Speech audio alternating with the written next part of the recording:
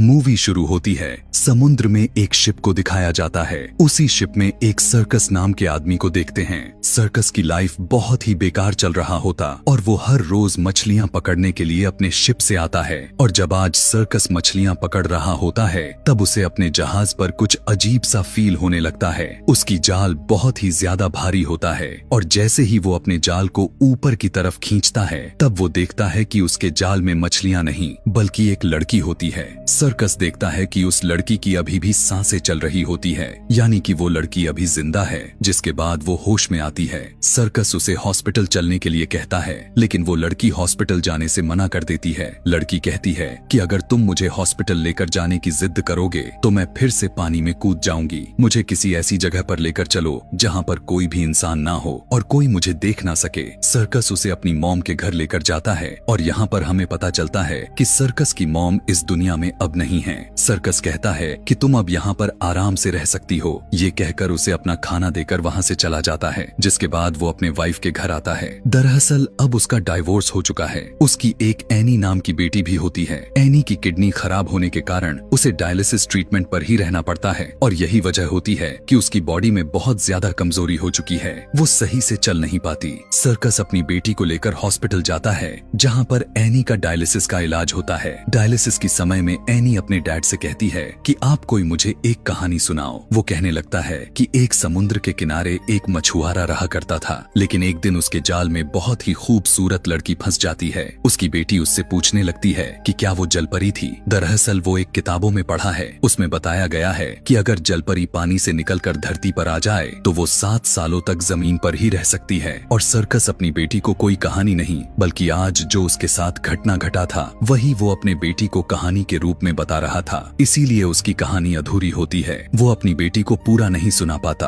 और यह कहानी एनी को बिल्कुल भी पसंद नहीं आती। इलाज खत्म होने के बाद वहाँ से चले जाते हैं, लेकिन एनी के घर जाने में बहुत देर हो जाती है, जिसकी वजह से उसकी एक्स वाइफ उस पर बहुत गुस्सा करती है। उसे शराब की लत लगी होती है और वो सर्कस से कभी भी सही से बात नहीं करती। अगले दिन सर्कस उसी जाल वाली लड़की के पास जाता है। सर्कस उस लड़की से कहता है कि मुझे लगा था कि वो मेरा एक सपना था, लेकिन तुम सच में एक लड़की हो। जिसके बाद सर्कस मछली पकड़ने के लिए जाने लगता है। तभी लड़की सर्कस से कहती है कि मैं भी तुम्हारे साथ चलूंगी, लेकिन सर्कस कहता है कि वहाँ पर बहुत से लोग होंगे, वो तुम्हें देख लेंगे। वो कहती है नहीं, मैं उनसे छुप जाऊंगी। सर्कस कहता है कि किसी लड़की को अपनी बोट में फिशिंग करने लेकर जाना अपशगुन माना जाता है। वो लड़की कहती है कि इसका मतलब तुम्हारी जिंदगी में सब कुछ अच्छा चल रहा है, तुम बहुत लकी हो, लेकिन ऐसा कुछ भी नहीं होता। उसकी लाइफ में तो कुछ भी अच्छा नहीं चल रहा होता। उसके जाल में तो मछलियां तक नहीं फंसती। जिसके बाद वो उस लड़की को अपने बोट पर लेकर जाता है। यहाँ पर सर्कस उसे उसका नाम पूछता है।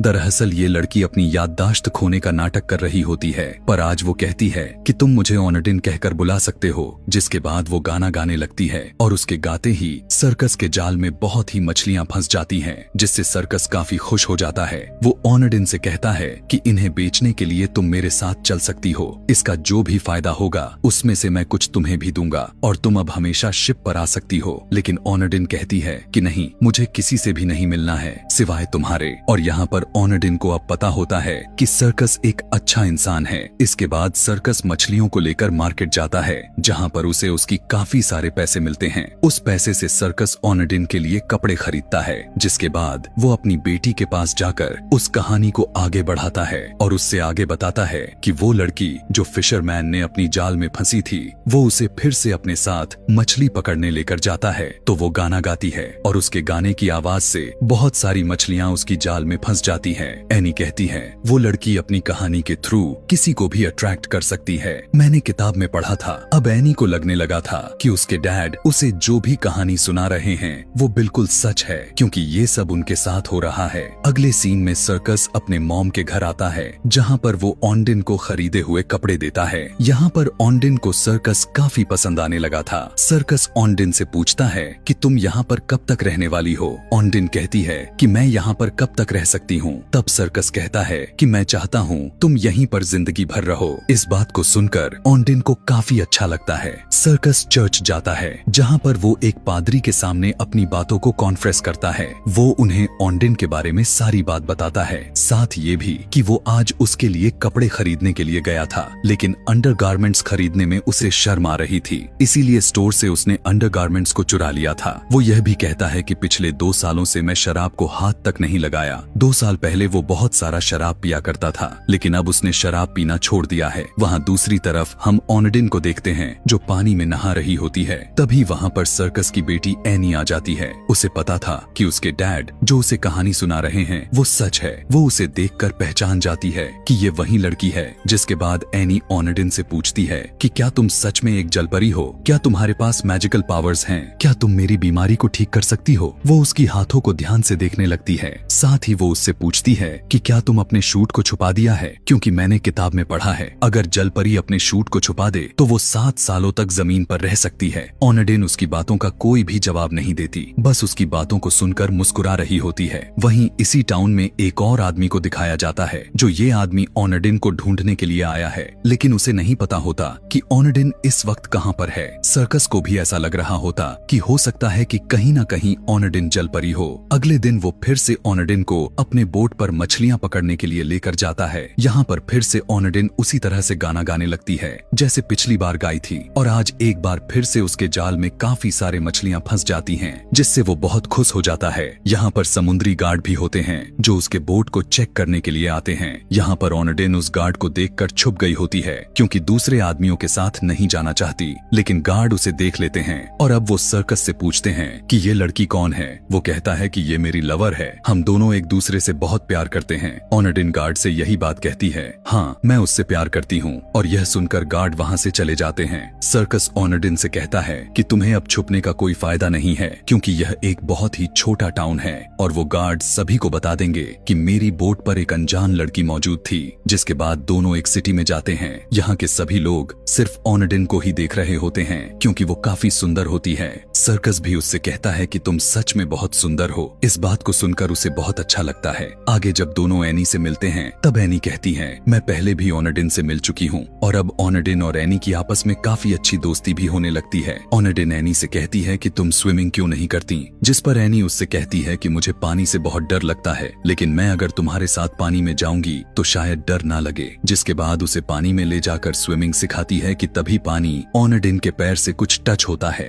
दरअसल वो एक जाल होती है। वो उसे बाहर निकाल कर देखने लगती है। उसे देखकर ऐसा लग रहा था कि ऑनडिन को उसी की तलाश थी। एनी को लगता है कि ये उसी की ड्रेस है जिसे छुपाने के बाद वो 7 सालों तक जमीन पर रहने वाली है। दरअसल एनी को पूरी तरह से यकीन होता है कि ऑनडिन एक जलपरी ही है। वो कहती है तुम इसे जमीन में कहीं दफना दो, इसके बाद तुम 7 सालों तक यहाँ रह सकती हो। ये दोनों के दोनों जमीन में उस जाल को दफना देते हैं। ऑनडिन एनी से कहती है कि कभी भी इस बारे में किसी को कुछ मत बताना। कुछ दिन के बाद शहर में एक कंपटीशन होता है जिसे देखने के लिए ऑनडिन वहाँ पर एनी के साथ जाती है। वहीं पर वो अनजान आदमी भी मौजूद होता है जो वो ऑनडिन को ढूंढ रहा था। दरअसल ये कोई और नहीं बल्कि ऑनडिन का हस्बैंड होता है। आगे बोट पर एनी को दिखाया जाता है जिसे पता होता है कि ऑनडिन उसे ठीक कर सकती है, वो उसे बचा सकती है, इसलिए जानबूझकर उसकी शक्तियों को टेस्ट करने के लिए वो पानी में कूद जाती है। ऑनडिन भी उसे बचाने के लिए पानी में कूद जाती है। वो उसे बचाकर ऊपर लेकर आती है। सर्कस भी यह सब देख लिया था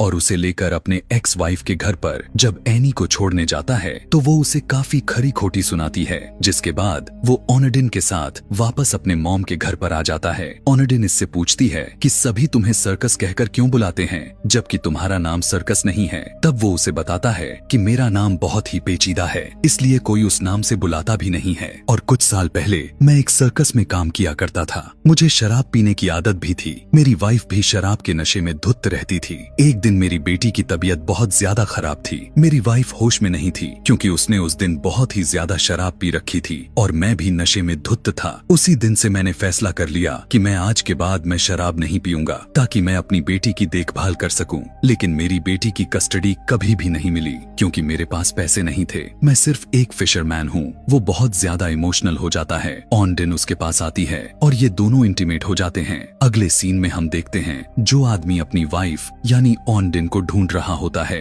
वो एक दिन सर्कस के पास पहुंच जाता है। वो सर्कस से ऑनडिन के बारे में पूछता है पर वो उसे ऑनडिन के बारे में कुछ भी नहीं बताता। लेकिन वो आदमी किसी भी तरह करके सर्कस के मॉम के घर पर पहुंच जाता है और जब ऑनडिन उसे वहां पर देखती है तो वो पीछे के रास्ते वहां से भाग जाती है कि तभी वहां पर सर्कस भी आता है। वो देखता है कि ऑनडिन घर पर नहीं है। वो उसे चारों तरफ ढूंढता है, लेकिन ओनेडिन कहीं पर भी दिखाई नहीं देती। जिसके बाद वो नदी के किनारे पर जाता है जहाँ पर ओनेडिन बैठी हुई होती है, और अब ओनेडिन उससे कहती है कि मेरा हस्बैंड मुझे लेने के लिए आ चुका है। काश मैं यहाँ पर हमेशा तुम्हारे साथ रह सकती, और काश मैं तुम्हारी बेटी को ठीक कर सकती। वो कहता है कि मैं चाहता हूँ कि तुम हमेशा यही मेरे पास रहो। वहीं दूसरी तरफ ओनेडिन की हस्बैंड को दिखाया जाता है, जो वो गुस्से में ड्राइव कर रहा होता है कि तभी उसकी कार का एक्सीडेंट हो जाती है। दूसरी वाली कार सर्कस की एक्स वाइफ की होती है, उसके साथ एनी भी उसी गाड़ी में होती है। दरअसल सर्कस की वाइफ और उसके नए हस्बैंड ज्यादा नशे में होते हैं। एक्सीडेंट में एनी की नए डैड की मृत्यु हो जाती है,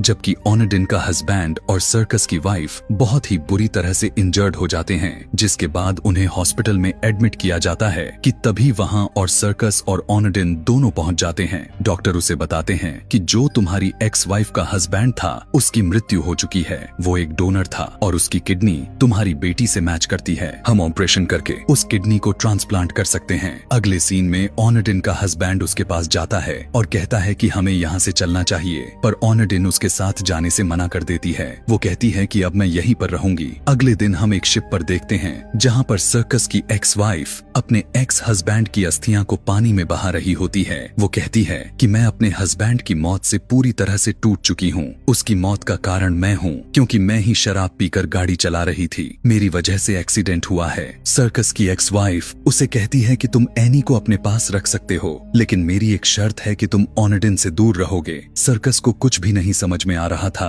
कि उसे क्या करना चाहिए, क्योंकि वो ओनेडिन से बहुत ही प्यार करता है, साथ ही वो अपने बेटी की केयर भी करना चाह रहा था। इसके बाद उसकी वाइफ उसे अपने साथ ड्रिंक करने के लिए कहती है। सर्कस इस बात को मना नहीं कर पाता। आज 2 सालों के बाद उसने फिर से ड्रिंक की है। ड्रिंक करने के बाद वो अपने मॉम के घर पर जाता है जहाँ पर ओनेडिन है। वो ओनेडिन को यहाँ से जाने को कहता है, लेकिन ओनेडिन जाने के लिए राजी नहीं थी, तो वो उसे जबरदस्ती एक आइलैंड पर लेकर जाता है। हालांकि वो ऐसा नहीं करना चाहता था, और जब वो ऐसा करता है तब उसे काफी दुख भी हो रहा होता है, लेकिन शायद अब उसके पास कोई भी ऑप्शन नहीं रहा है। वो ओनेडिन को उस आइलैंड पर छोड़ देता है और वापस आ जाता है। रास्ते में वो एक पेड़ पर ही सो जाता है कि तभी रास्ते में एक पृष्ठ गुजर रहा होता है जो उसे देख लेता है। सर्कस के बारे में उसे सब कुछ पता है, क्योंकि सब कुछ उसके आगे कॉन्फ्रेस करता था। वो सर्कस से कहता है कि दुखी रहना बहुत ही आसान है, खुश रहने के लिए फाइट करनी पड़ती है, और अगर तुम खुश रहना चाहते हो तो तुम्हें अपनी जिंदगी से फाइट करनी पड़ेगी। और इस वक्त सर्कस को कुछ भी समझ में नहीं आ रहा होता। अगले दिन घर पर जब उसकी बेटी टीवी देख रही होती है,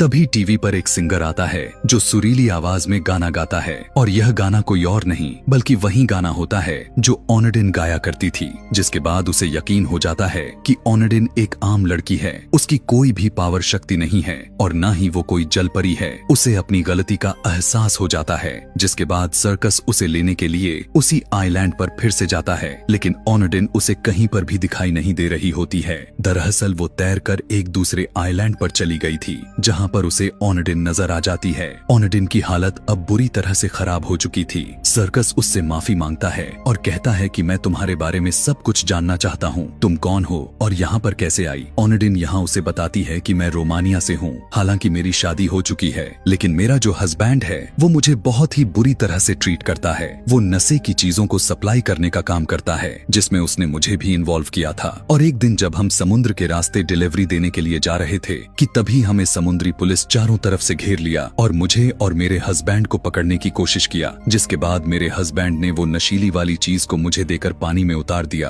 और मैं लगातार स्विमिंग करती रही, लेकिन कुछ ही देर बाद मैं बेहोश हो गई और जब मुझे होश आया तब मैं तुम्हारे सामने थी, क्योंकि मैं तुम्हारी जाल में फंस गई थी। सर्कस को ओनेडिन के लिए बहुत ही बुरा लगता है और उसे उस पर दया आ जाती है और अब वो तय करता है कि अब वो हमेशा ओनेडिन के साथ ही रहेगा। वो उसे अपने घर लेकर आता है, पर वहाँ पर पहले से ओनेडिन का हस्बैंड होता है जिसके साथ एक आदमी भी है। जिसके बाद ओनेडिन का हस्बैंड कहता है कि मुझे वो मेरा बैग चाहिए जो तुम साथ में लेकर गई थी, जिसमें मेरे नशीले पदार्थ थे। वो कहती है ठीक है मैं तुम्हें दे दूंगी, लेकिन तुम्हें हमें छोड़ना होगा। दरअसल जो ओनेडिन को पानी में जाल मिला था उसके अंदर वही बैग था जिसमें नशीली पदार्थ मौजूद है और जिसने एनी के साथ मिलकर जमीन में दफना दिया था। पर जब ये उस जगह पर जाते हैं और जमीन को खोदते हैं तब ये देखते हैं कि वहाँ तो कुछ मौजूद नहीं है, क्योंकि एनी ने पहले से उसे कहीं और छुपा दिया हुआ है। एनी को अब भी लगता है कि ये उसका सूट है और वो ये भी सोचती है कि अगर ऑनडिन को वो वापस मिल जाएगा तो वो हमेशा के लिए यहाँ से चली जाएगी।